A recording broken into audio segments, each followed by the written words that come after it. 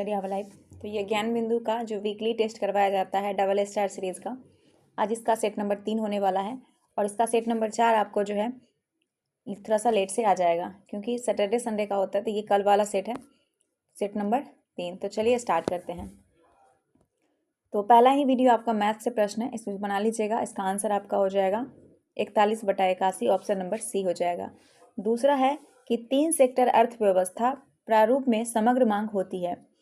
तो इसमें क्या होता है कि 3 सेक्टर अर्थव्यवस्था प्रारूप में समग्र मांग जो होता है वो C+I+G होती है। C+I+G होती है, ऑप्शन नंबर ए। C का मतलब होता है कंजम्पशन यानी कि उपभोग, I का मतलब होता है इन्वेस्टमेंट मतलब निवेश, और G का मतलब होता है गवर्नमेंट एक्सपेंडिचर मतलब सरकारी खर्च। तो 3 सेक्टर अर्थव्यवस्था को बंद अर्थव्यवस्था भी कहा जाता है, 3 सेक्टर अर्थव्यवस्था को। और बंद अर्थव्यवस्था वो अर्थव्यवस्था होती है जो अंतर्राष्ट्रीय व्यापार नहीं करती हो। ठीक है, अगला प्रश्न, किस अधिनियम, प्रश्न क्या है कि किस अधिनियम के तहत भारतीय विधान परिषद को द्विसदनीय व्यवस्था मतलब राज्यसभा और लोकसभा द्वारा प्रतिस्थापित किया गया? तो वो है माटंग्यू जेम्सफोर्ड सुधार अधिनियम 1919, ऑप्शन नंबर बी। माटंग्यू जेम्सफोर्ड सुधार अधिनियम के तहत भारतीय संविधान में विधान परिषद को द्विसदनीय व्यवस्था से प्रतिस्थापित किया गया।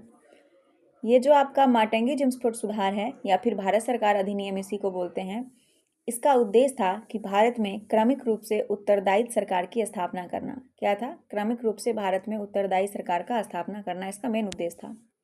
अगला प्रश्न है 4 नंबर प्रश्न कह रहा है कि सूची 1 को सूची 2 से सुमेलित करना है। एक तरफ बंदरगाह है, दूसरे तरफ राज्य दिया हुआ है, इसे मिलाना है। तो न्यू मैंगलोर आपका कर्नाटक में बंदरगाह है, न्यू मैंगलोर कर्नाटक का है। एन्नौर आपका हो जाएगा एन्नौर तमिलनाडु का, दाहेज हो जाएगा गुजरात का, और पारादीप हो जाएगा उड़ीसा का। तो न्यू मैंगलोर बंदरगाह भारत के कर्नाटक राज्य के मंगलुरु शहर में स्थित है। एन्नौर आपका तमिलनाडु में स्थित है और इसका नया नाम क्या है? इसका नया नाम है कामराज। क्या नाम है इसका? क्या कामराज पतन रखा गया है, कामराज पतन। दाहेज आपका गुजरात में है और ये देश का प्रथम बंदरगाह है जो रासायन निपटान हेतु स्थापित किया गया था, रासायन निपटान हेतु, और इसीलिए इसे रासायन बंदरगाह के नाम से भी जानते हैं। पारादीप बंदरगाह उड़ीसा में है और यह महानदी पर स्थित एक प्राकृतिक गहरे पानी का बंदरगाह है। ठीक है, तो आंसर क्या हो जाएगा इसका? आंसर बी हो जाएगा, 2, 3, 4, 1। अगला है 5 नंबर प्रश्न। 5 नंबर प्रश्न देखिएगा कि निम्न कथन पर विचार करें। सिंधु घाटी सभ्यता के लोग तंत्र मंत्र में विश्वास नहीं करते थे। ये स्टेटमेंट जो है इसमें से सही कथन पूछा गया है, तो ये स्टेटमेंट आपका गलत है। सैदबवासी पुनर्जन्म में विश्वास करते थे, ये सही है, यानी केवल दूसरा सही है। जो सैदबवासी निवासी थे वो ईश्वर की पूजा मानव, वृक्ष, पशु तीनों रूप में करते थे और इस सभ्यता के लोग भूत प्रेत तंत्र मत सभी में विश्वास करते थे। सैदव लोग मातृदेवी, रुद्र देवता जिसको पशुपतिनाथ बोलते हैं, लिंग योनि आदि की भी पूजा करते थे और ये पुनर्जन्म में विश्वास करते थे। इसीलिए मृत्यु के बाद ये दाह संस्कार के 3 तरीके प्रचलित करते थे। कौन? एक था पूर्ण समाधान, आंशिक समाधान और कलश समाधान। ये तीनों था आपका सैदबवासी में। प्रश्न है कि ओम के नियम के अनुसार डैश होता है। तो ओम के नियम के अनुसार क्या होता है? देखिए यहाँ दिया है नियत ताप पर भी डायरेक्टली प्रोपोर्शनल I, या नियत दाब पर भी डायरेक्टली प्रोपोर्शनल 1/I। तो इसमें से जो करेक्ट आंसर होगा ये ए वाला हो जाएगा, नियत ताप पर भी डायरेक्टली प्रोपोर्शनल होता है I का। ठीक है, ओम का नियम जो है ये कहता है कि अगर भौतिक कारक को नियत रखा जाए तो चालक तार को 2 बिंदु के बीच विभवांतर उसके प्रवाहित धारा के समानुपाती होता है, यानी कि भी जो होगा वो किसके समानुपाती होगा? I का। भी बराबर होता है फॉर्मूला RI, और यहाँ पे R क्या है आपका? रेसिस्टेंस को दर्शाता है यानी प्रतिरोध को दर्शाता है, और R बराबर होगा V/I। V मतलब वोल्ट हो जाएगा और I मतलब एम्पियर हो जाएगा।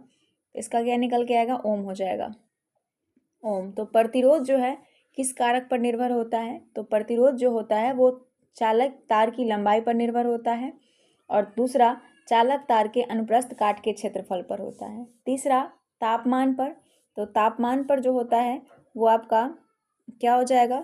तो -RT बराबर हो जाएगा R0 1 + डायरेक्टली प्रोपोर्शनल T। यहाँ पे डायरेक्टली प्रोपोर्शनल क्या हो जाएगा, प्रतिरोध को दर्शाता है। इसका गुणांक आपको हो जाएगा तीसरा नियम। और चौथा हो जाएगा पदार्थ की प्रकृति। चौथा क्या हो जाएगा, पदार्थ की प्रकृति को दर्शाता है। ठीक है, तो ये प्रतिरोध के जो है, प्रतिरोध जिस कारक पर निर्भर करता है वो यही 4 हैं।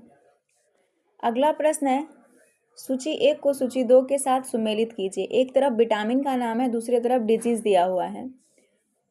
तो विटामिन ए, विटामिन ए का रासायनिक नाम रेटिनॉल है और इसकी कमी से जो होता है वो रतौंधी होता है, जिसको नाइट ब्लाइंडनेस बोलते हैं, रतौंधी। और एक होता है जीरोथैलेमिया। तो इसका आंसर हो जाएगा 3। विटामिन बी1 का रासायनिक नाम है थायमीन और इसकी कमी से बेरी रोग होता है। विटामिन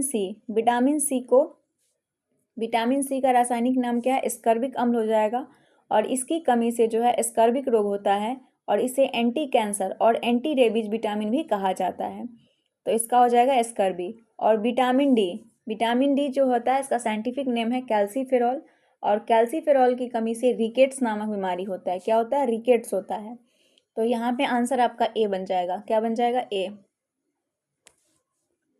अगला प्रश्न देखते हैं। अगला प्रश्न क्या कह रहा है, 8 नंबर, कि हाल ही में एआई संचालित फायर सेट उपग्रह लॉन्च करने वाली कंपनी है। तो वो कंपनी आपकी हो जाएगी कौन सी, ये गूगल कंपनी है। हाल ही में गूगल ने फायर सेट नामक एआई संचालित सैटेलाइट कंसलेशन लॉन्च किया है। किसने, गूगल ने। और इसका उद्देश्य क्या है, उद्देश्य है कि जंगल में आग की तीव्रता का पता लगाना और आपदा प्रबंधन एजेंसी को समय पर चेतावनी जारी करना।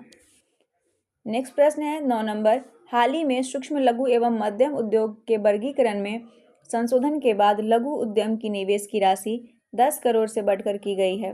तो 10 करोड़ से बढ़ाकर 25 करोड़ कर दिया गया है। सूक्ष्म लघु एवं मध्यम उद्यम के वर्गीकरण में संशोधन के तहत लघु उद्यम की निवेश राशि 10 करोड़ को बढ़ाकर 25 करोड़ कर दिया गया है। और एमएसएमई का ये महत्वपूर्ण संशोधन कब हुआ था, तो 1 अप्रैल 2025 को लागू हुआ। अगला प्रश्न है 10 नंबर, मुगल काल में शासन तंत्र के सुसंचालन के लिए अकबर द्वारा 4 मंत्री पद सृजित किए गए थे। मंत्री एवं उनके विभाग को सही सुमेलित कीजिए। तो एक तरफ मंत्री है और उसके विभाग या कार्य दिया हुआ है। तो जो वो वकील था, वकील का अर्थ होता है प्रतिनिधि, अर्थात बादशाह का प्रतिनिधि, जो उसके सभी अधिकारों का उपयोग कर सके। तो यहाँ पे हो जाएगा कि वकील सर्वोच्च प्रशासनिक अधिकारी हो जाएगा। दूसरा है वजीर जो हो जाएगा, वजीर और दीवान इसी को कहते हैं। ये दूसरा महत्वपूर्ण अधिकारी था। इसे 2 श्रेणी में विभाजित किया गया था, एक वजीर तफबीज और दूसरा वजीर तनफीज। 2 भाग में इसे बांटा गया था। और यहाँ पे जो वजीर हो जाएगा ये राजस्व एवं वित्त विभाग का प्रमुख होगा, राजस्व एवं वित्त विभाग का। मीर बख्शी आपका सैन्य विभाग का प्रमुख हो जाएगा, मीर बख्शी। सद्र उस सुदूर, ये आपका धार्मिक कार्य से संबंधित है। तो आंसर ए बनेगा, आंसर ए हो जाएगा। अगला प्रश्न देखते हैं। अच्छा, मीर बख्शी जो शब्द था, मीर बख्शी, इसकी नियुक्ति बादशाह द्वारा होती थी। किसके द्वारा, बादशाह द्वारा होता था। अगला है 11 नंबर प्रश्न,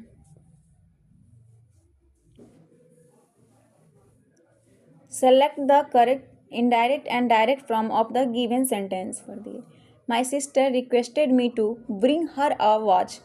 तो यहाँ पे हो जाएगा please bring me a watch said my sister. तो आंसर हो जाएगा इसका ऑप्शन नंबर बी।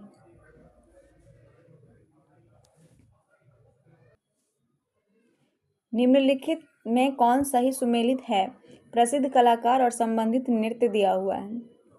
तो यामिनी कृष्णमूर्ति का संबंध पूछा है कि कौन सुमेलित है। तो कथकली गलत है, अर्पणा सतीशन उड़ीसी गलत है, केलुचरण महापात्र कुचिपुड़ी ये भी गलत है, माधुरी अम्मा मोहिनी अट्टम ये सही है, डी सही है। भारत में कुल 8 शास्त्रीय नृत्य हैं और भारतीय शास्त्रीय नृत्य के विविध पहलुओं की जानकारी भरत मुनि के नाट्य शास्त्र से मिलती है। किससे, नाट्य शास्त्र से।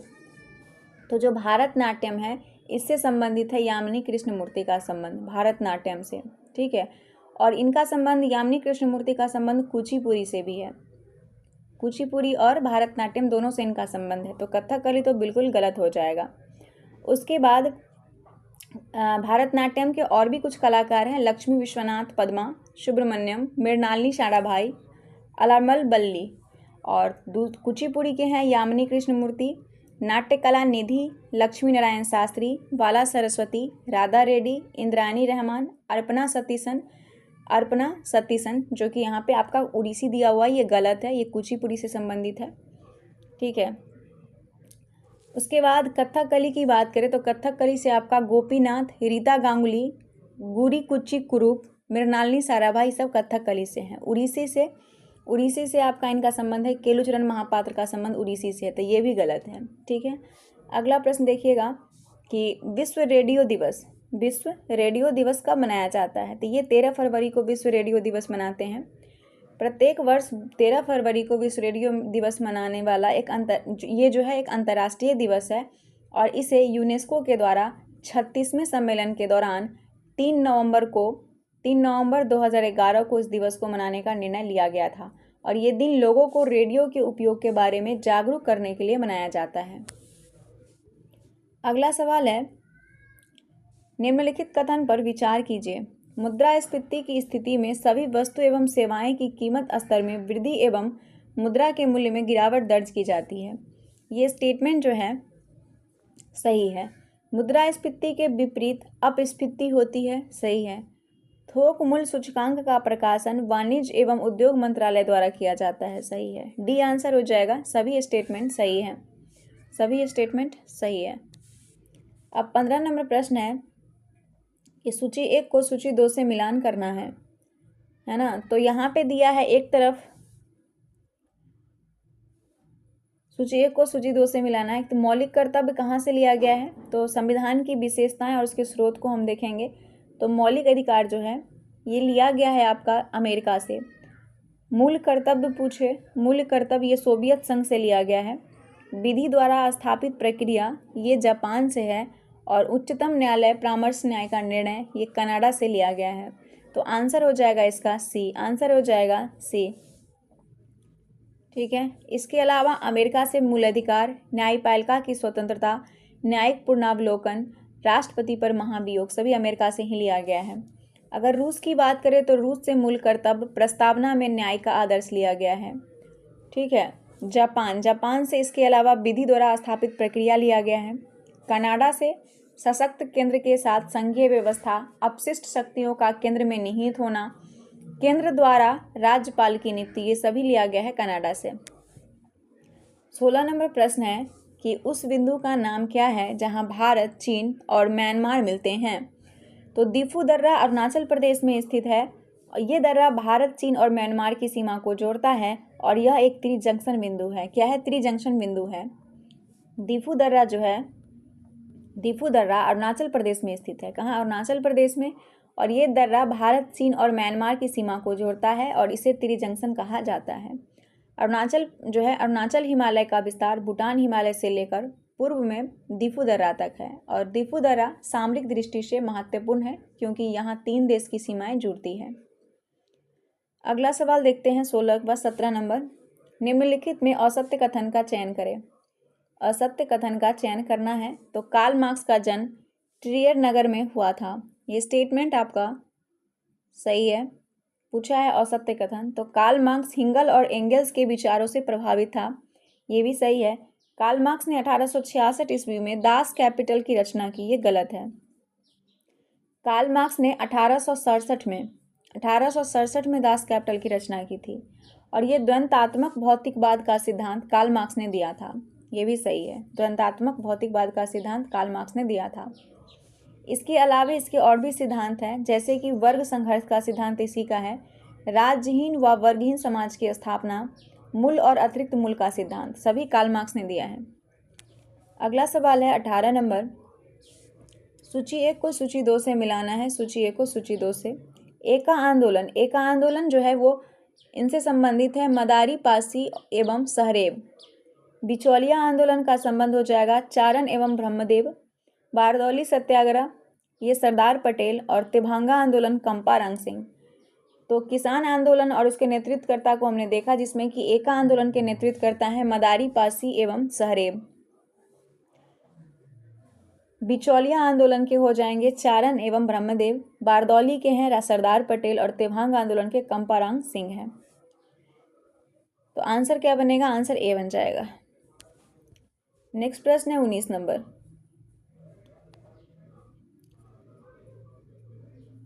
19 नंबर प्रश्न है कि सामान्य वायुमंडलीय दाब पर जल का क्वथनांक डैश होता है।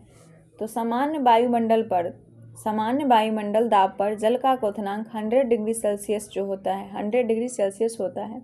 केल्विन में पूछे तो 373 केल्विन होगा, और फ़ारेनहाइट में पूछे तो 212 फ़ारेनहाइट होगा। तो यहाँ से आपसे पूछा है सेल्सियस में, तो आंसर हो जाएगा सी। प्रतिचुंबकीय पदार्थ की चुंबकीय प्रकृति कैसी होती है? तो प्रतिचुंबकीय पदार्थ की प्रकृति जो होती है वो हो जाएगी आपका ऋणात्मक। क्या होगा, ऋणात्मक हो जाएगा। प्रतिचुंबकीय पदार्थ की आपेक्षिक चुंबकशीलता का मान 1 से कम होता है, 1 से कम। और प्रतिचुंबकीय पदार्थ की चुंबकीय सुग्राह्यता ताप पर निर्भर नहीं करता है। किस पर? ताप पर निर्भर नहीं करता है। हाल ही में आईफा अवार्ड 2025 में सर्वश्रेष्ठ अभिनेत्री का अवार्ड किसे मिला है? तो ये नितांशी गोयल को मिला है। अंतर्राष्ट्रीय भारतीय फिल्म अकादमी पुरस्कार आईफा जयपुर राजस्थान में हुआ था। इसमें सर्वश्रेष्ठ अभिनेत्री का अवार्ड नितांशी गोयल को फिल्म लापता लेडीज़ के लिए दिया गया है। जो आईफा अवार्ड 2025 है, इसका आयोजन 2025 में जयपुर राजस्थान में हुआ था। 25वां संस्करण था। सर्वश्रेष्ठ फिल्म इसमें लापता लेडी। सर्वश्रेष्ठ निर्देशक किरण राव थे लापता लेडी के। सर्वश्रेष्ठ अभिनेता कार्तिक आर्यन थे भूल भुलैया 3 के लिए। और सर्वश्रेष्ठ अभिनेत्री थे नितांशी गोयल लापता लेडी के लिए। बेस्ट डेब्यू महिला में जानकी बोरीवाला शैतान मूवी के लिए। और पार्श्व गायिका महिला में श्रेया घोषाल थी सर्वश्रेष्ठ। पुरुष में जुबिन नौटियाल। आगे है कि हाल ही में सेबी के नवनियुक्त अध्यक्ष हैं। तो सेबी के नवनियुक्त अध्यक्ष कौन बने हैं? तो तुहिन कांत पांडे हैं।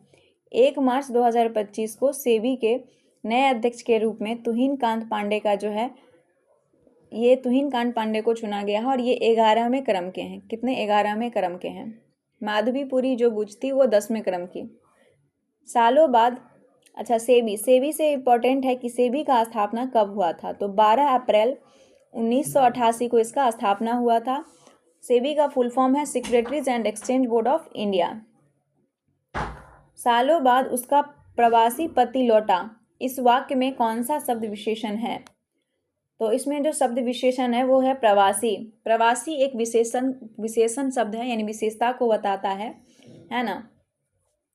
भारत की वरीयता क्रम में निम्नलिखित में कौन भारत के मुख्य न्यायाधीश के समान वरीयता क्रम पर है? तो वो हो जाएगा लोकसभा अध्यक्ष। जो वरीयता क्रम है इसे एक बार हम देख लेते हैं। तो वरीयता क्रम में पहले नंबर पे आते हैं राष्ट्रपति, दूसरे हो जाएंगे उपराष्ट्रपति, ठीक है। तीसरे नंबर पे कौन आएंगे? तीसरे नंबर पे आ जाएंगे प्रधानमंत्री। चौथे नंबर पे आ जाएंगे आपके राज्यों के राज्यपाल, ठीक है। 5 नंबर पे क्या आएंगे? 5 नंबर पे आएंगे भारत के 5 नंबर पे भूतपूर्व राष्ट्रपति आएंगे, ठीक है। और छठे नंबर पे आ जाएंगे, सर फिर पहले 5 क में आएंगे, 5 ए ले लीजिए या फिर 5 क, इसमें आ जाएंगे उप प्रधानमंत्री। कौन आ जाएंगे? उप प्रधानमंत्री। छठे में आ जाएंगे आपके, छठे नंबर पे आ जाएंगे भारत के मुख्य न्यायाधीश, जैसे लोकसभा के अध्यक्ष हो जाएंगे इसी में। 7 में आ जाएंगे केंद्रीय मंत्रिमंडल, उसमें भूतपूर्व प्रधानमंत्री और राज्यसभा और लोकसभा विपक्ष के नेता, ये सभी 7 में ही आ जाएंगे। 7 के क में आ जाएंगे भारत रत्न से सम्मानित व्यक्ति। 8 नंबर पे आएंगे भारत स्थित विदेशों के असाधारण तथा पूर्ण अधिकारी राजदूत, राष्ट्रमंडल देश में उच्चायुक्त। और इसके अंदर राज्यों के मुख्यमंत्री अपने अपने राज्य से बाहर और राज्यों के राज्यपाल अपने अपने राज्य से बाहर। 9 नंबर पे उच्चतम न्यायालय के न्यायाधीश होंगे। 9 के क में मुख्य निर्वाचन आयुक्त, यानी कि जैसे CAG वगैरह हो जाते हैं, UPSC हो जाएगा इस तरीके से। 10 में राज्यसभा के उपसभापति, और इसी में आपके नीति आयोग के सदस्य हो जाएंगे लोकसभा के उपाध्यक्ष, राज्य के मुख्यमंत्री 10 में। 11 में भारत के महान्यायवादी। तो उसके अकॉर्डिंग अगर क्रम इनका देखा जाए तो आंसर हो जाएगा आपका V, लोकसभा के अध्यक्ष। डल झील स्थित है, तो डल झील जो है ये कहाँ स्थित है? तो ये श्रीनगर में स्थित है, श्रीनगर में। डल झील मीठे पानी की झील है और इसका मुख्य आकर्षण शिकारा हाउस बोट है, जो एक पारंपरिक लकड़ी की नाव है। ठीक है। नेक्स्ट प्रश्न है, एली किस खेल से संबंधित परिसर का नाम है? एली, तो एली जो है ये आपका एली बाउलिंग खेल से संबंधित परिसर का नाम है, bowling. Option number C. Bowling एक ऐसा खेल है जिसमें भारी गेंद को एक लंबी लेन पर लुढ़काकर लक्ष्य के रूप में रखे गए पिन या लक्ष्यों को गिराया जाता है। ठीक है। नेक्स्ट प्रश्न है 27 नंबर। 27 नंबर प्रश्न कह रहा है कि भारतीय इतिहास के संबंध में निम्नलिखित युग पर विचार कीजिए। चंपारण सत्याग्रह, उपयुक्त युगों में कौन से सही सुमेलित हैं? चंपारण सत्याग्रह, प्रथम भूख हड़ताल, ये स्टेटमेंट आपका गलत है। खेरा सत्याग्रह, प्रथम असहयोग आंदोलन, सही है। अहमदाबाद मजदूर आंदोलन सत्याग्रह का पहला प्रयोग, ये भी गलत है, केवल दूसरा प्रथम असहयोग आंदोलन था, इसलिए ये सही दिया हुआ है। चंपारण सत्याग्रह की बात करें तो ये 1917 में हुआ था। कब? 1917 में। और ये सत्याग्रह का पहला प्रयोग था। किसका? सत्याग्रह का ये पहला प्रयोग था, ध्यान दीजिएगा। ठीक है।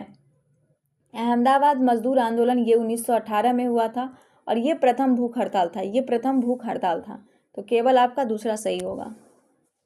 नेक्स्ट प्रश्न है कि निम्नलिखित किन रचना यानी पुस्तक ने मौर्य काल के ऊपर प्रकाश डाला है? सही कूट का चयन करें। तो मौर्य काल पे प्रकाश डाला है वो हो जाएगा आपका मुद्रा राक्षस, कथा सरिता सागर, अर्थशास्त्र और वृद्ध कथा मंजरी, सभी हो जाएगा। देखिएगा, जो कथा सरिता सागर है इसके लेखक हैं सोमदेव और ये मौर्य काल में विशेष जानकारी इससे मिलती है। वृद्ध कथा मंजरी की बात करें, वृद्ध कथा मंजरी का इसके लेखक हैं क्षेमेंद्र। कौन है? क्षेमेंद्र हो जाएंगे, ये भी मौर्य काल के बारे में। ठीक है। उसके बाद मृच्छकटिकम कहते हैं, ये मुद्रा राक्षस के लेखक हैं विशाख दत्त और ये भी मौर्य काल के बारे में जानकारी देती है।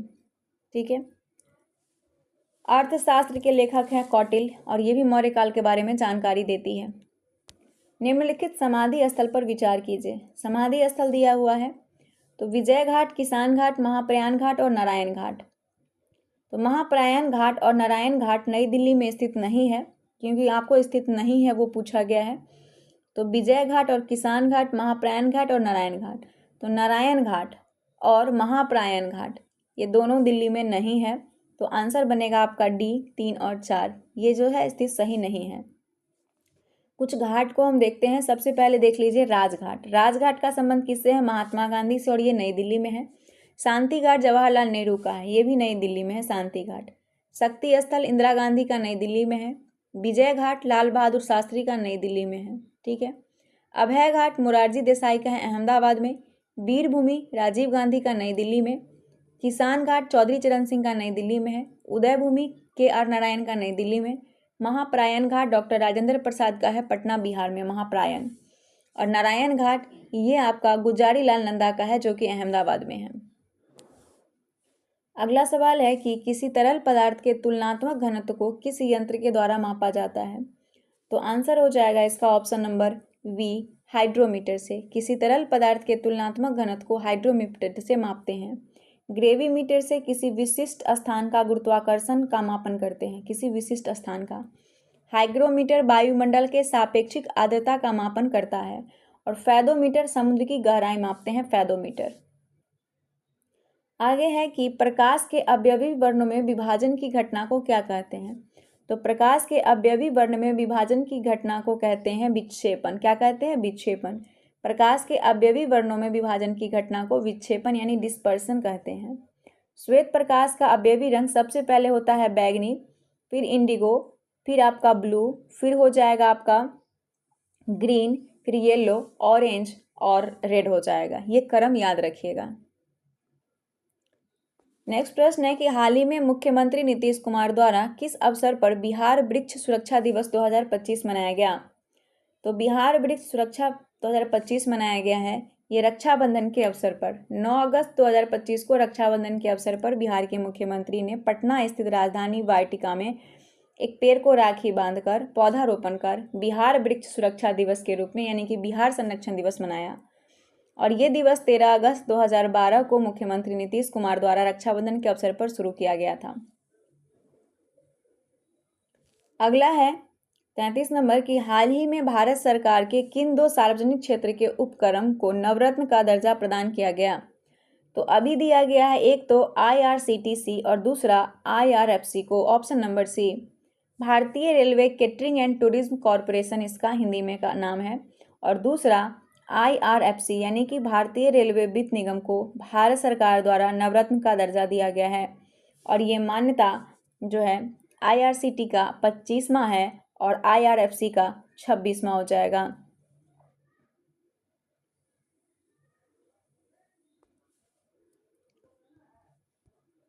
अगला प्रश्न देखिएगा, दिया है कि नीचे दिए गए आकृति में त्रिभुज की संख्या ज्ञात करें। तो देखिए, जब भी कोई त्रिभुज बनता है ना, तो उस पर अगर एक लंबा लाइन हो तो यहाँ से आपका इसमें 1 और 2, अब दोनों को जोड़ दीजिए, कितना, 3 त्रिभुज तो इसी से बन जाएगा, 3 त्रिभुज इसी से बन जाएगा। ठीक है, तो यहाँ पे तो टोटल त्रिभुज आपको ज्ञात करना है। उसके बाद एक यहाँ से एक लाइन, तो यहाँ से क्या 3 ये हो गया, उसके बाद एक ये गया तो 4 बना, 4, 5, 6, 7, 8, 9, 10। देखिए टोटल यहाँ 16 त्रिभुज बनेगा, अगर काउंट किया जाए तो 16 त्रिभुज बनेगा, 16 त्रिभुज बनेगा। देखिए बता देते हैं कहाँ से कहाँ बना।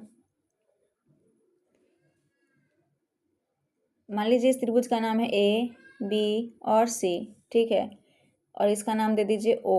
क्या है O? तो A, O और B, A, O और B, A, O और B, इससे आपका एक त्रिभुज बना। एक त्रिभुज नहीं, 3 त्रिभुज बन जाएगा, क्योंकि इसमें बीच में लाइन दिया हुआ है, तो 3 त्रिभुज तो आपका इसी से बन गया। ठीक है, एक बन जाएगा उल्टा, इसके अपोजिट साइड से बन जाएगा, तो इसमें भी 3 बनेगा तो 6 हो जाएगा। एक बन जाएगा BOC, ये वाला है ना, 3 त्रिभुज यहाँ से भी बनेगा, तो कितना हो गया, 3, 6, 3, 9 हो गया।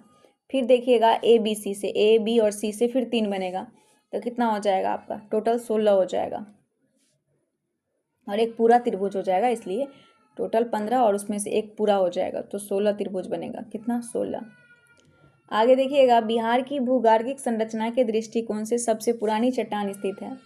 तो सबसे पुरानी चट्टान आपका हो जाएगा कहाँ पे, राजगीर एवं मुंगेर क्षेत्र में हो जाएगा। राजगीर एवं मुंगेर क्षेत्र में सबसे पुरानी चट्टान है। बिहार की भूगर्भिक संरचना में प्री कैम्ब्रियन काल से चतुर्थ कल्प तक चट्टान पाई जाती है। ठीक है, AI तैयारी सूचकांक का प्रकाशन कौन करता है? तो AI तैयारी सूचकांक का प्रकाशन जो है ये IMF करता है। कौन? IMF। और ये रिपोर्ट IMF के द्वारा विश्व आर्थिक परिदृश्य रिपोर्ट, वैश्विक वित्तीय स्थिरता रिपोर्ट, राजकोषीय अनुश्रवण, ये सभी IMF जारी करता है। अगर वर्ल्ड बैंक की बात करें तो वर्ल्ड बैंक जो है वो जारी करता है व्यापार सुगमता रिपोर्ट, विश्व विकास रिपोर्ट, वैश्विक आर्थिक संभावना रिपोर्ट, कमोडेटिव मार्केट आउटलुक, उसके बाद वैश्विक वित्तीय विकास रिपोर्ट। ये सभी रिपोर्ट कौन जारी करता है? तो वर्ल्ड बैंक जारी करता है। केंद्रीय सत्कर्ता आयोग, क्वेश्चन है कि केंद्रीय सत्कर्ता आयोग का गठन किस समिति की सिफारिश पर की गई थी? तो केंद्रीय सत्कर्ता आयोग की जो स्थापना है ये किया गया था आपका संथानम समिति की सिफारिश पर 1964 में, और ये केंद्र सरकार में भ्रष्टाचार रोकने का एक प्रमुख संस्था है केंद्र सरकार में।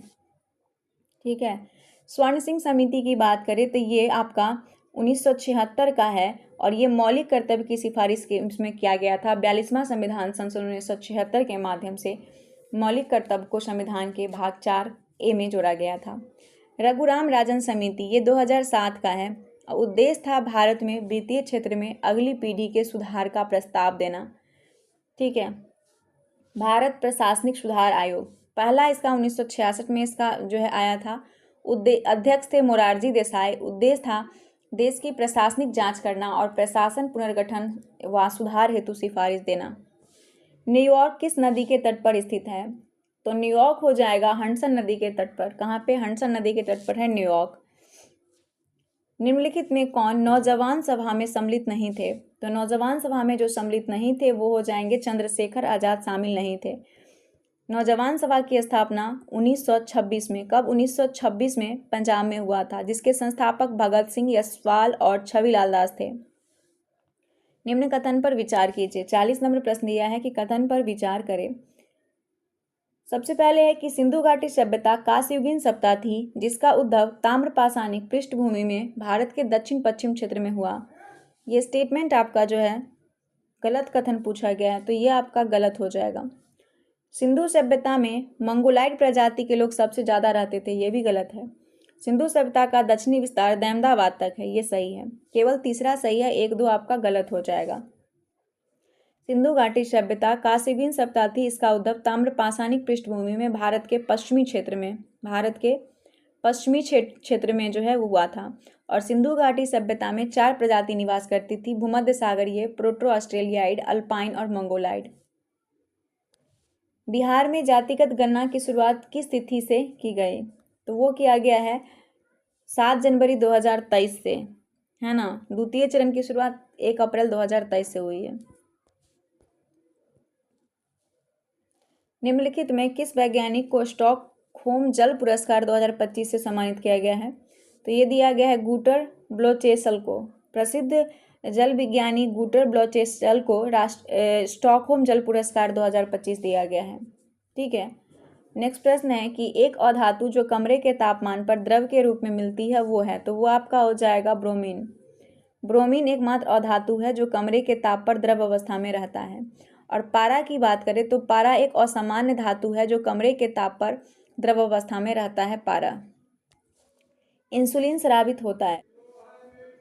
इंसुलिन स्रावित होता है तो इंसुलिन पैनक्रियाज यानी अग्नाशय से स्रावित होता है और इसकी कमी से मधुमेह रोग होता है। इंसुलिन तथा ग्लूकान अग्नाशय की एंडोक्राइन ऊतक से स्रावित होने वाला हार्मोन है। कौन से? एंडोक्राइन ऊतक से। नेक्स्ट प्रश्न है 45 नंबर की select the most appropriate synonym of the word given the brackets to fill in the blanks. डिंची, डिंची का क्या हो जाएगा? तो डिंची का आपका बनेगा, साइनोनिम पूछा गया है तो ये हो जाएगा, डिंची का मतलब होता है धुंधला। क्या होता है? धुंधला। तो इसका हो जाएगा ड्रेरी हो जाएगा, ड्रेरी हो जाएगा। ड्रेरी का मतलब होता है नीरस, ठीक है। आंसर डी हो जाएगा। बिहार का अंतिम अफगान शासक कौन था? तो दाऊद खां कामरानी बिहार का अंतिम अफगान शासक था। कौन? दाऊद खां कामरानी बिहार का। ये 12 मार्च 1576 को टोडरमल, मुजफ्फर खां एवं हुसैन अली खां ने मिलकर दाऊद खां कामरानी को पराजित किया और 1576 में अकबर ने बंगाल और बिहार को मुगल साम्राज्य में मिला लिया तथा हार के बाद दाऊद खां कामरानी पटना नगर से पलायन कर गया था। अब बिहार का पहला अफगान शासक बहार खां लोहानी था, पहला अफगान शासक। निम्नलिखित में कौन सा देश सार्क का सदस्य देश नहीं है? तो तिब्बत आपका सार्क का नहीं है, सार्क सदस्य तिब्बत नहीं है। सार्क जो है एक दक्षिण एशियाई क्षेत्रीय सहयोग संगठन है। इसकी स्थापना 1985 में की गई थी। इसका मुख्यालय काठमांडू है। इसमें जो सदस्य देश हैं वो भारत, पाकिस्तान, नेपाल, भूटान, श्रीलंका, मालदीव, अफगानिस्तान और बांग्लादेश है। भारतीय संविधान का अनुच्छेद 122 किससे संबंधित है? अनुच्छेद 122 जो है इसका संबंध हो जाएगा आपका संसद की कार्यवाही की वैधता की जांच से। अनुच्छेद 122 संसद की कार्यवाही जांच न करने के लिए अदालत पर प्रतिबंध से संबंधित है। 120 में क्या है? 120 में है कि इसका संबंध संसद में प्रयोग की जाने वाली भाषा से है और इसके अनुसार संसद में कामकाज हिंदी या अंग्रेजी में किया जाएगा। नेक्स्ट है अपनी धुरी पर पृथ्वी के घूर्णन की दिशा है। तो अपनी धुरी पर पृथ्वी की घूर्णन की दिशा जो है वो हो जाएगा पश्चिम से पूरब की तरफ, पश्चिम से पूरब की तरफ। पृथ्वी अपने अक्ष पर 23.5 डिग्री का कोण बनाकर झुकी हुई है और इस कारण पृथ्वी पर ऋतु परिवर्तन होता है, 23.5 डिग्री झुके होने के कारण। नेक्स्ट प्रश्न है कि जुलाई 1830 की क्रांति के बाद फ्रांस में किस राजवंश की सत्ता स्थापित हुई? अच्छा प्रश्न है, तो इसका आंसर हो जाएगा अर्लियंस वंश का। जुलाई 1830 की क्रांति के बाद फ्रांस में अर्लियंस वंश की सत्ता स्थापित हुई और 1830 की क्रांति के समय फ्रांस का राजा चार्ल्स 10वां था, चार्ल्स 10वां। निम्नलिखित का मिलान करें। लेखक और पुस्तक दिया हुआ, इसे आपको मिलान करना है। तो अबुल फजल की पुस्तक है अकबरनामा। इनायत खान का हो जाएगा, इनायत खान का शाहजहां नामा हो जाएगा, डी। और अब्दुल हामिद लाहौरी, इनका है पादशाह नामा। और अबुल फजल का हो जाएगा महाभारत का फारसी में अनुवाद। तो आंसर है B, D, A, C. Answer A हो जाएगा। दाराशिकोह ने भगवत गीता और उपनिषद का फारसी में अनुवाद किया था। किसने? दाराशिकोह ने। ये नोट कर लीजिएगा। 52 नंबर है, निम्नलिखित में कौन एक समांगी मिश्रण का उदाहरण है? समांगी मिश्रण, नमक का घोल एक समांगी मिश्रण का उदाहरण है। समांगी मिश्रण होता है जो जल में पूर्णतः घुल जाए, है ना, पता ही नहीं जल में घुलने के बाद कि किसी चीज को आपने मिलाया है। तो नमक का घोल एक समांगी मिश्रण है। समांगी विलयन की संरचना पूरे घोल में एक समान होती है, जबकि विषांगी जो है इसकी संरचना एक समान नहीं होती है। अब 56 नंबर मैथ का प्रश्न, आंसर सी हो जाएगा। रीजनिंग है, सॉरी। कोश में मौजूद इलेक्ट्रॉन को क्या कहा जाता है? तो बाहरी कोश में उपस्थित इलेक्ट्रॉन को कहा जाता है संयोजी इलेक्ट्रॉन। क्या कहते हैं? संयोजी इलेक्ट्रॉन। अक्रिय गैस के संयोजी इलेक्ट्रॉन की संख्या 8 होती है। और हीलियम एकमात्र ऐसा अक्रिय गैस है जिसके बाहरी कोश में केवल 2 इलेक्ट्रॉन होते हैं। हाल ही में किसने पूर्ण स्वचालित व्हाट्सएप ऋण वितरण सेवा शुरू की है? तो ये किया है रूपी किया है 112। रूपी 112 ने भारत की पहली पूर्ण स्वचालित व्हाट्सएप ऋण वितरण सेवा शुरू की है और इसके माध्यम से उपयोगकर्ता व्हाट्सएप के माध्यम से 5,000 से लेकर 1 लाख तक ऋण को प्राप्त कर सकते हैं। निम्नलिखित में से किन दो भारतीय दूरसंचार कंपनी ने स्पेस एक्स के साथ साझेदारी करके स्टारलिंक सेवा को भारत में लाने का समझौता किया है? तो वो है आपका एयरटेल और जियो। भारतीय दूरसंचार कंपनी एयरटेल और जियो ने एलन मस्क की कंपनी स्पेस एक्स के साथ साझेदारी कर स्टारलिंक सैटेलाइट इंटरनेट सेवा को भारत में लाने की समझौता किया है। 57 नंबर रीजनिंग का प्रश्न है जिसका आंसर हो जाएगा 36, ऑप्शन नंबर डी। 58 नंबर जो है प्रश्न देखिएगा, दिया है कि शीशम, सांगवान और महुआ किस प्रकार के वन का उदाहरण है? तो ये उष्णकटिबंधीय पर्णपाती है। क्यों? क्योंकि शुष्क ऋतु में इनके पत्ते गिर जाते हैं, शुष्क ऋतु में, और ये भारत के सर्वाधिक भूभाग पर पाया जाने वाला वन है। और इस प्रकार के वन यूपी, बिहार, मध्य प्रदेश, कर्नाटक में पाए जाते हैं। सागवान, साल, शीशम, चंदन, महुआ, सेमल, सहतूत वृक्ष इन वन में पाए जाते हैं। भारत के संविधान के 9वें भाग के अधीन पंचायती राज व्यवस्था किन राज्य पर लागू नहीं होता है? तो ये लागू नहीं होता है नागालैंड, मेघालय और मिजोरम। ये 3 ऐसे राज्य जहाँ पे ये लागू नहीं होता है पंचायती राज व्यवस्था। पंचायती राज ग्रामीण विकास के लिए त्रिस्तरीय भारतीय प्रशासनिक संगठन है। उद्देश्य है जिला, क्षेत्र और गांव में स्थानीय स्वशासन स्थापित करना। अनुच्छेद 243 एम के अनुसार नागालैंड, मेघालय, मिजोरम में पंचायती राज अधिनियम जो है वो लागू नहीं होता है, अनुच्छेद 243 एम के अनुसार। निम्नलिखित में से किस स्थान पर टीपू सुल्तान ने स्वतंत्रता का वृक्ष लगवाया? तो श्रीरंगपट्टनम में लगवाया था स्वतंत्रता का वृक्ष, श्रीरंगपट्टनम में स्वतंत्रता का। हैदर अली ने स्वतंत्र मैसूर राज्य की स्थापना किया। हैदर अली फ्रांसीसी की सहायता से डिंडीगुल में एक आधुनिक शस्त्रागार का स्थापना किया था। हैदर अली शाही उपाधि धारण नहीं किया था और न ही अपने नाम से सिक्का जारी किया, लेकिन जो टीपू सुल्तान था, टीपू सुल्तान ने बादशाह की उपाधि धारण किया और उसने सिक्का भी ढलवाया। टीपू फ्रांसीसी क्रांति से प्रभावित था और टीपू सुल्तान जैकोबिन क्लब का सदस्य था और अपने आप को नागरिक टीपू कहा करता था, नागरिक टीपू। और ये जो था टीपू सुल्तान, ये रैयतबारी व्यवस्था को भी अपनाया था। नेक्स्ट प्रश्न देखिएगा कि निम्नलिखित में से किस अधिनियम के अंतर्गत भारतीय विधान परिषद के सदस्य को बजट पर बहस करने की शक्ति दी गई? तो भारतीय परिषद अधिनियम 1892। भारतीय परिषद अधिनियम 1892 के द्वारा पहली बार विधान परिषद के सदस्य को बजट पर बहस करने की शक्ति प्रदान की गई। ध्वनि की तीव्रता निर्भर नहीं करती है। तो ध्वनि की जो तीव्रता होती है वो निर्भर नहीं करती है उसकी आवृत्ति पर, तरंग की आवृत्ति पर निर्भर नहीं करेगी, दूरी पर करेगा, तार तत्व पर करेगा और उसके स्रोत के आकार पर करेगा। 63 नंबर प्रश्न है कि किसी अक्ष के परितः घूमते पिंड का जड़त्व आघूर्णन निम्नलिखित में किस कारक पर निर्भर नहीं करता है? तो ये होगा कोणीय वेग पर। किसी अक्ष के परितः घूमते पिंड का जड़त्व आघूर्णन कोणीय वेग पर निर्भर नहीं करता है। किसी अक्ष के परितः घूमते पिंड का जड़त्व आघूर्णन जो है वो 2 कारक पर निर्भर करता है, एक तो उसका द्रव्यमान और दूसरा अक्ष से दूरी का वर्ग, है ना। नेक्स्ट प्रश्न है 64 नंबर कि निम्नलिखित में से शुद्ध वाक्य को चुनिए। राम रोटी खाया, राम ने रोटी खाई, राम ने रोटी खाया, राम रोटी खा लिया, राम ने रोटी खाई, राम ने रोटी खाई, क्योंकि रोटी स्त्रीलिंग सूचक शब्द है। शेरशाह द्वारा जारी सिक्कों में कौन सा युग्म सही सुमेलित है? सोना निस्क, तांबा रुपया, चांदी अशरफ, इनमें से कोई नहीं। आंसर डी, कोई भी सही नहीं है। शेरशाह ने मिश्रित धातु के मुद्रा बंद कर दिया और शुद्ध सोना, चांदी और तांबे की मुद्रा का जो है प्रचलन किया।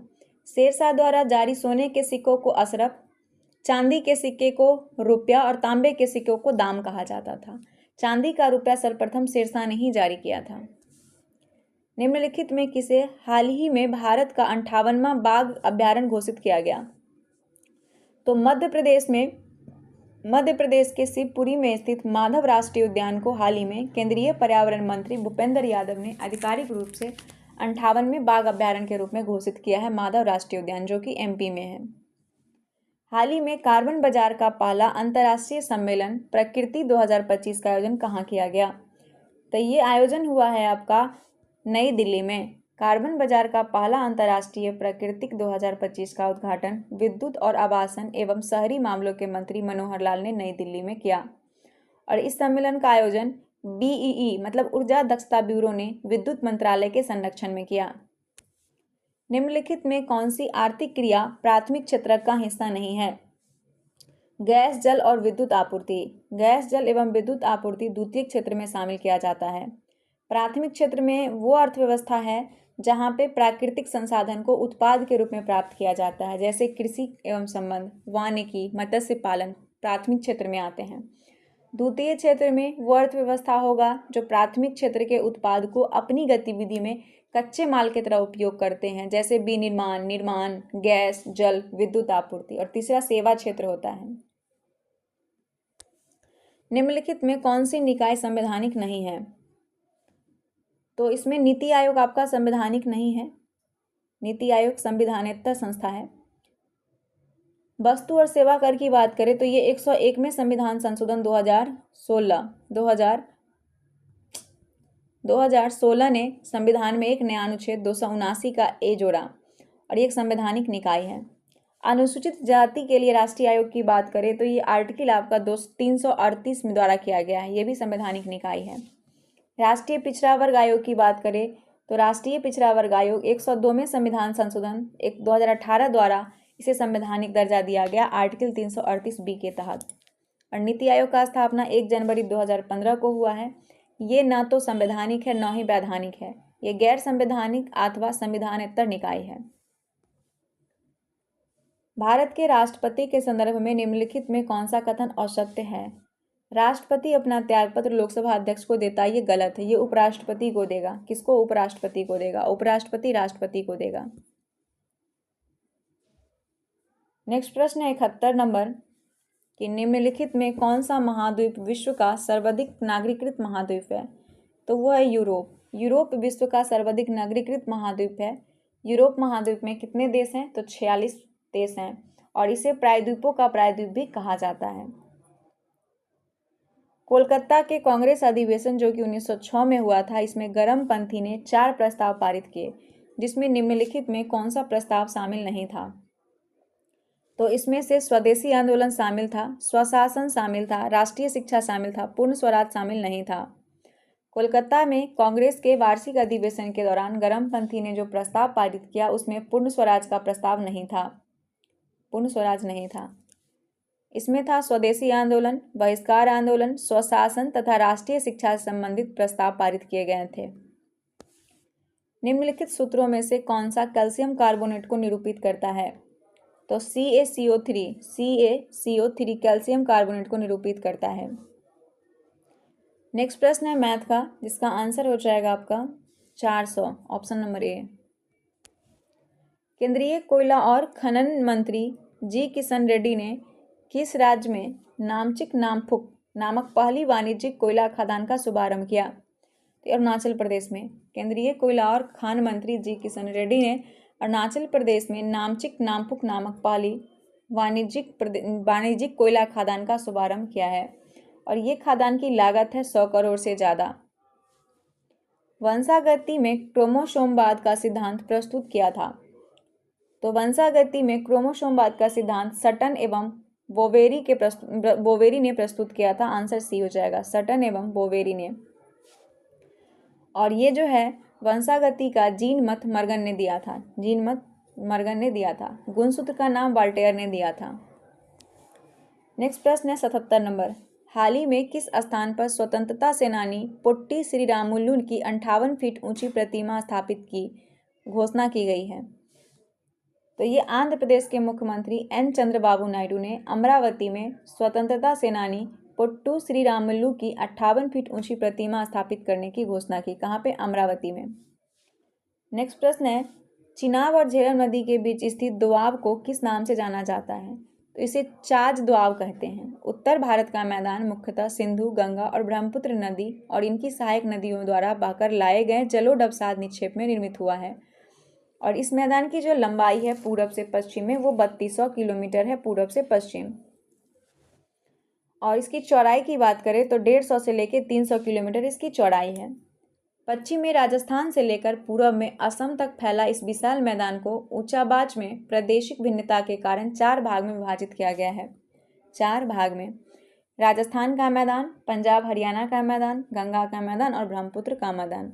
और 2 नदियों के बीच के क्षेत्र को क्या कहते हैं? दोआब कहते हैं। ठीक है, तो यहाँ पे हो जाएगा चाज दोआब, चिनाब और झेलम के बीच। 79 नंबर प्रश्न है कि लोकसभा में विपक्ष के नेता की दर्जा प्राप्त करने के लिए आवश्यक अर्हता। तो लोकसभा में विपक्ष के नेता की जो दर्जा है इसके लिए अर्हता सदन के कुल सदस्य संख्या का कम से कम 10%। 10% मतलब कि 1/10 भाग का समर्थन प्राप्त होना अनिवार्य है। 1/10 भाग का। तो पहला आंसर जो है वो आपका बिल्कुल सही दिया हुआ है। पहला आंसर सही हो जाएगा। और ये प्रावधान संसद के नियम और स्थापित परंपरा के अनुसार है, हालांकि इसका सीधा उल्लेख भारतीय संविधान में नहीं है। नेक्स्ट प्रश्न है 80 में। 80 नंबर प्रश्न देखिएगा। वर्ष 1934 में किस स्थान पर जयप्रकाश नारायण ने ऑल इंडिया कांग्रेस सोशलिस्ट सम्मेलन का आयोजन किया?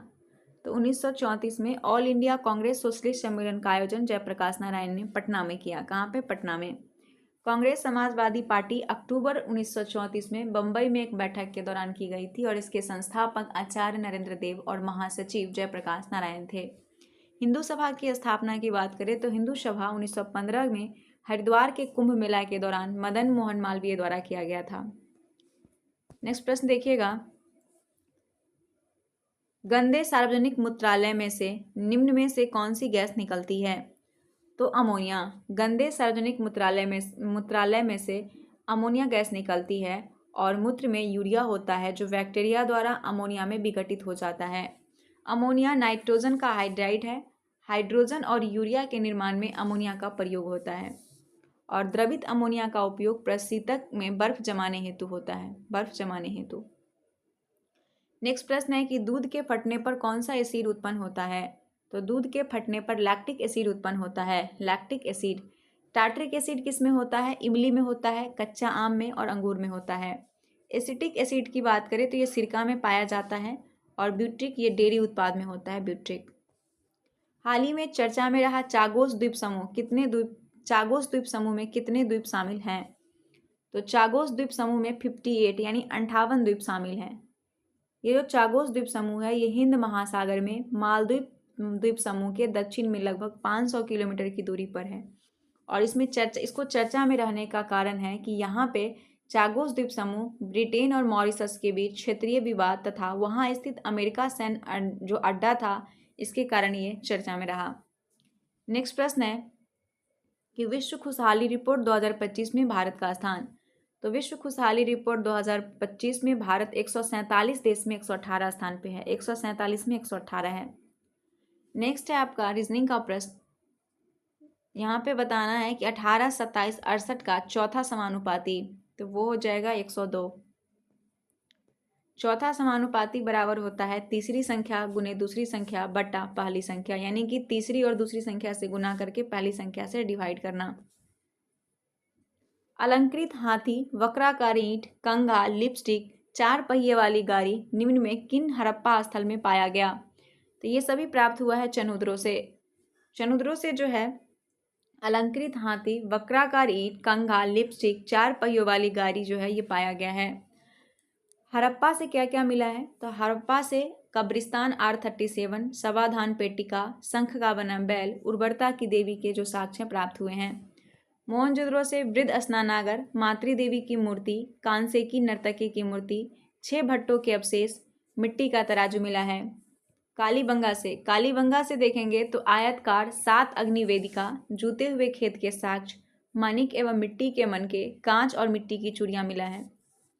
नेक्स्ट प्रश्न है कि निम्न में कौन कार्बोहाइड्रेट नहीं देता है? तो इसमें मछली कार्बोहाइड्रेट नहीं देता है। मछली में ओमेगा 3 फैटी एसिड भरपूर मात्रा में होती है। पालक में आयरन होता है। नेक्स्ट प्रश्न है सूची 1 को सूची 2 से मिलान करना है। ठीक है, कि कौन सा स्थल कौन सी नदी के किनारे है।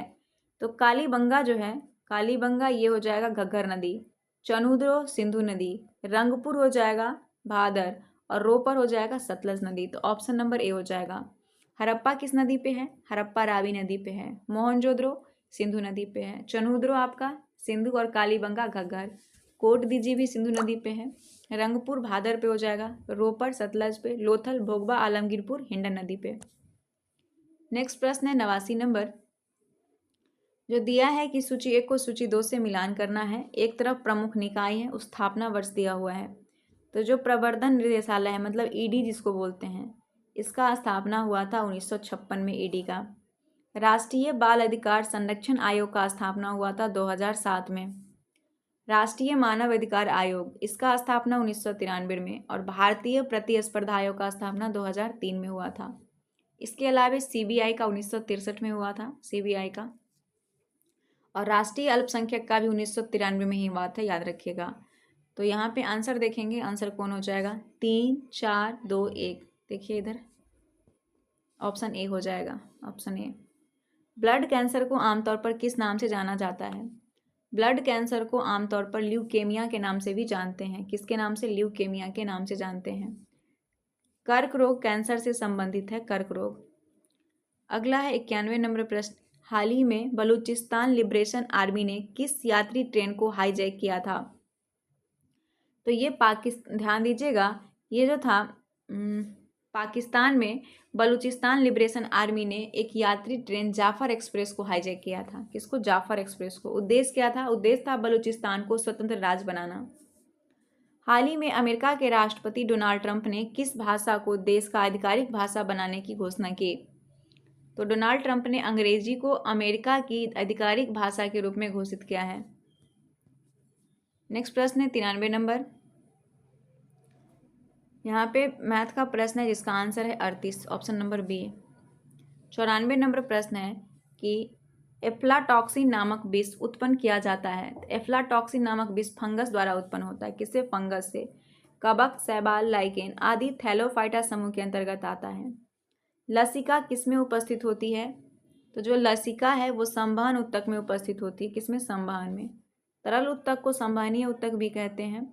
रक्त और लसिका को तरल संयोजी उत्तक कहते हैं। आलू का कंद एक रूपांतरित डैश है। तो आलू का जो कंद है एक रूपांतरित तना है। क्या है? रूपांतरित तना है। तना का विकास प्रासो होता है, जिसमें इसमें नोड और इंटरनोड पाया जाता है। 97 नंबर प्रश्न है कि निम्न में से किसके द्वारा भारत को एक अग्रणी प्रौद्योगिकी राष्ट्र बनाने की दिशा में तेजी लाने के उद्देश्य से नीति FTGH की स्थापना की गई? इस प्रश्न के अकॉर्डिंग देखा जाए तो इसका आंसर हो जाएगा नीति आयोग। भारत को एक अग्रणी प्रौद्योगिकी राष्ट्र बनाने की दिशा में तेजी लाने के उद्देश्य से नीति FTH की स्थापना नीति आयोग द्वारा किया गया था। नीति आयोग द्वारा। हाल ही में भारत सरकार द्वारा पोर्ट ब्लेयर का नाम बदलकर क्या रखा गया? तो भारत सरकार ने पोर्ट ब्लेयर का नाम बदलकर जो है श्री विजयपुरम कर दिए। क्या? श्री विजयपुरम। हैवलॉक द्वीप का नया नाम क्या है? स्वराज द्वीप है। और रॉस द्वीप का नया नाम सुभाष चंद्र बोस के नाम पर रखा गया है। नील द्वीप का नाम शहीद द्वीप है। अमीबा भोजन का अंतर्ग्रहण किसके माध्यम से करता है? तो अमीबा जो है वो भोजन कूटपाद के माध्यम से करता है, कूटपाद के माध्यम से। ठीक है। और जो पेचिस रोग होता है, पेचिस रोग एंटी अमीबा हिस्टोलिका नामक प्रोटोजोआ के कारण होता है। निम्न में किस शैवाल का उपयोग कृत्रिम लकड़ी बनाने में होता है? कृत्रिम लकड़ी बनाने में एलिजन नामक शैवाल का प्रयोग कृत्रिम लकड़ी बनाने में होता है। अगर नामक पदार्थ जेलीडेरियम नामक शैवाल से प्राप्त होता है। अगर जेलीडेरियम नामक शैवाल से। और कोलोरेलिन नामक प्रतिजैविक कोलेरा नामक शैवाल से प्राप्त किया जाता है। शैवाल के अध्ययन को क्या कहते हैं? शैवाल के अध्ययन को कहा जाता है फाइकोलॉजी। तो ये जो टेस्ट आपका 3 था वो कंप्लीट हो गया है। ठीक है, आज वाला टेस्ट आज हम जो है आएगा उसके बाद 1-2 घंटे के बाद अपलोड कर देंगे। चलिए मिलते हैं अगले सेट नंबर 4 के साथ। और खान सर वाला भी सेट आज आपका जो है दोनों आ जाएगा, आज और कल दोनों वाला। तो वीडियो अगर पसंद आए तो वीडियो को लाइक कर दीजिएगा। जो लोग चैनल पे पहली बार होंगे प्लीज़ चैनल को सब्सक्राइब करके वीडियो को शेयर करेंगे। मिलते हैं नेक्स्ट वीडियो के साथ, तब तक के लिए धन्यवाद। जय हिंद, जय भारत।